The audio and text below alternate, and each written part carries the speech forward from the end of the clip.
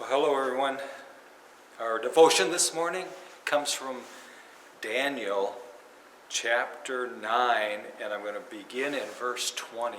This is maybe my most favorite of all prophecies in the Bible. I just love what Daniel says here, because what it shows is that God is so precise. He knows the beginning from the end. He has this lined out for us, and we can be so confident as His children that He is going through our day, step by step, every moment of our day throughout the years, and He is there, and He knows what's going to happen, and even before it does. This prophecy is incredible. Daniel has been praying, and as he prays, the Lord is sending His messenger angel to answer that prayer.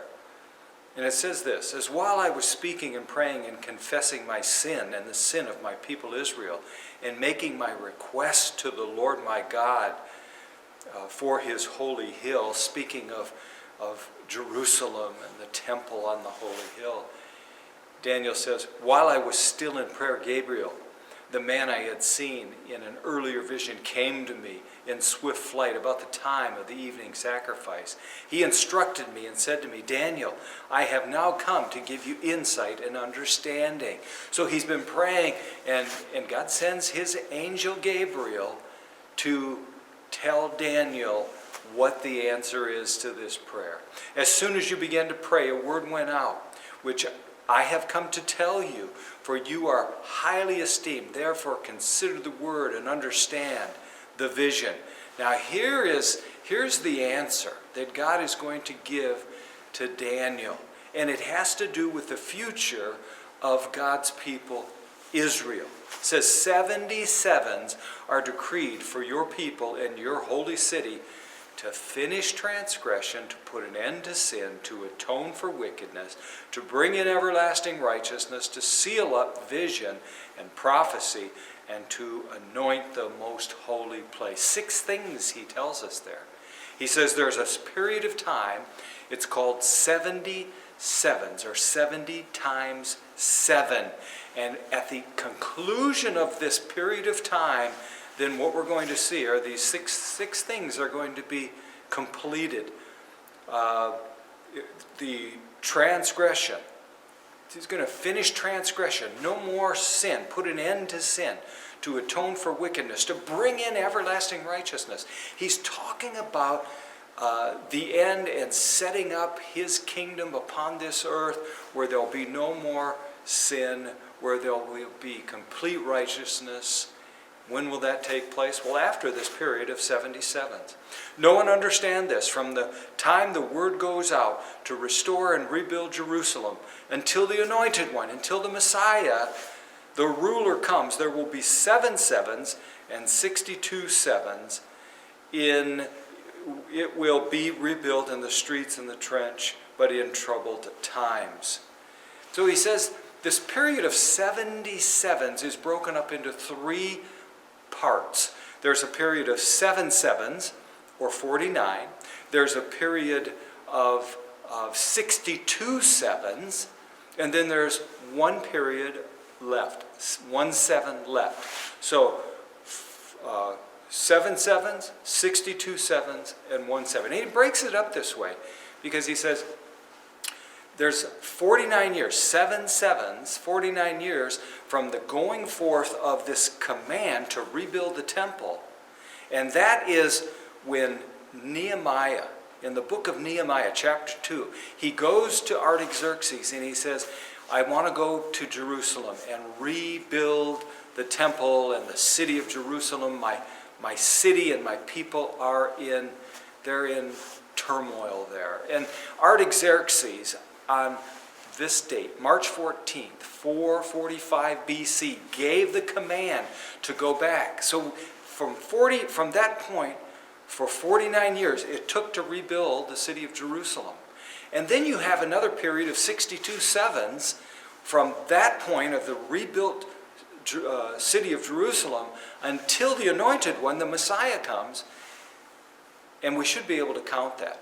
It's 483 years, 173,880 days.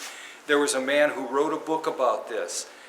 His name was Sir Robert Anderson, and it's called The Coming Prince. And he lays it all out in that book, that if you begin to count from the day that Artaxerxes, the Persian king, gave this command to go back and rebuild Jerusalem until the Messiah came, what day would that be? Well, we know if we count that off, 360 days per year, that you have from March 14th, 445 BC, it comes to April 6th, 32 AD.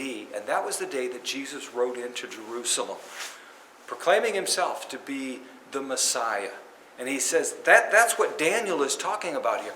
So precise in his dating. He says, after the 62 sevens, after that period of time, the anointed one will be put to death and have nothing. The anointed one, Jesus, will be put to death, and that's exactly what happened. After he rode into Jerusalem that week, at the end of that week, the Passover week, he was put to death on that Good Friday, and then he rose again on Palm Sunday. The people, after that period of time, then after he's put to death, the people of the ruler will come and will destroy the city and the sanctuary. The end will come like a flood, and their war will continue until the end, and desolations have been decreed. After Jesus' death, there was the Romans who came in under Titus Vespasian.